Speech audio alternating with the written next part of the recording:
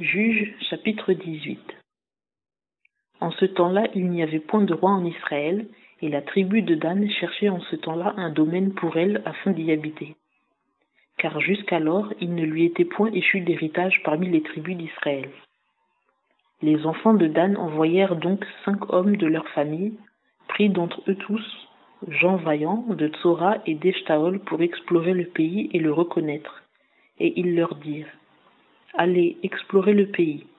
Ils vinrent dans la montagne d'Éphraïm jusqu'à la maison de Mika, et ils y passèrent la nuit. Et comme ils étaient auprès de la maison de Mika, ils reconnurent la voix du jeune Lévite.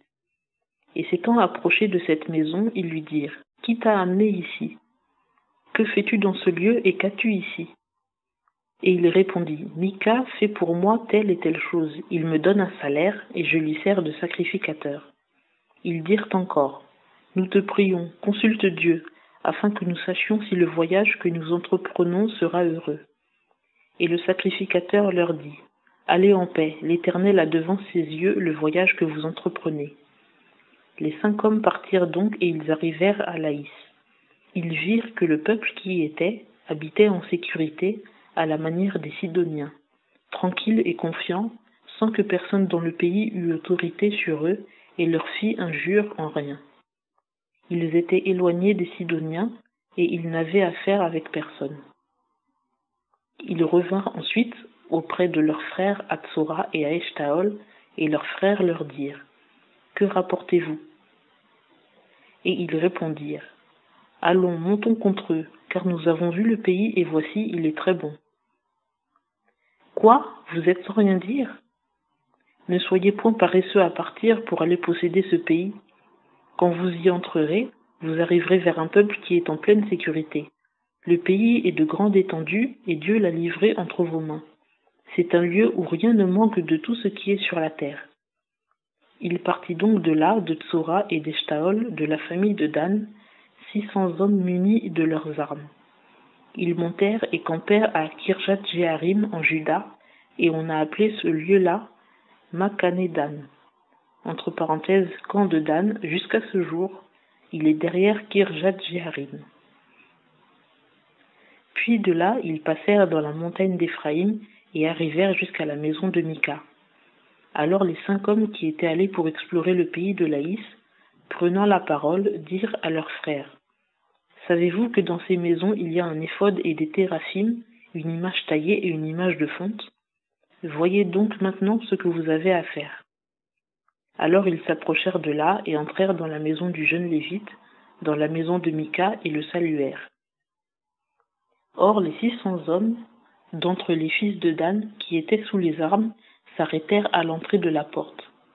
Mais les 5 hommes qui étaient allés pour explorer le pays montèrent, entrèrent dans la maison et prirent l'image taillée, l'éphod, les téraphim et l'image de fonte, pendant que le sacrificateur était à l'entrée de la porte, avec les 600 hommes armés.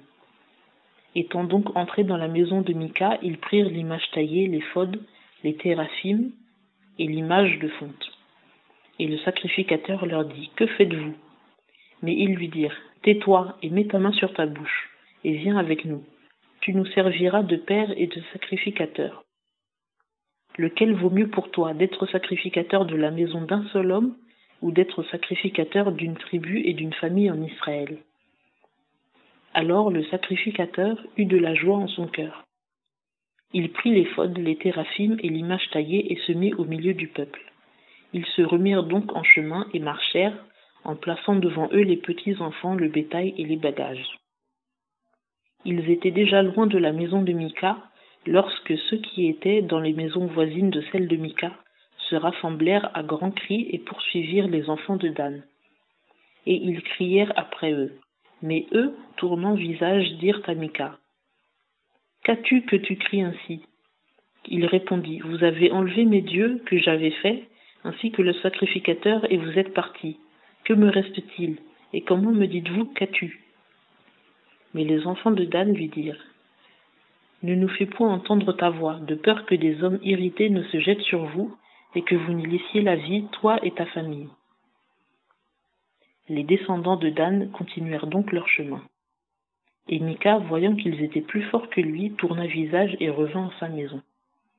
Ainsi, ayant pris les choses que Mika avait faites et le sacrificateur qui l'avait, ils tombèrent sur Laïs, sur un peuple tranquille et qui se croyait en sécurité.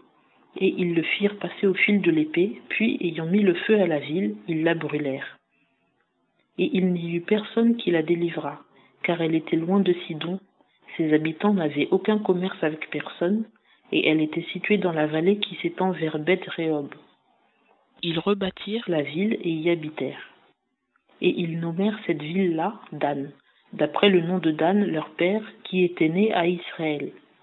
Mais le nom de la ville était auparavant Laïs. Puis les enfants de Dan dressèrent pour eux l'image taillée, et Jonathan, fils de Gershon, fils de Manassé, lui et ses enfants, furent sacrificateurs pour la tribu de Dan jusqu'au jour où ils furent conduits hors du pays. Ils établirent pour eux l'image taillée que Mika avait faite, pendant tout le temps que la maison de Dieu fut à Silo.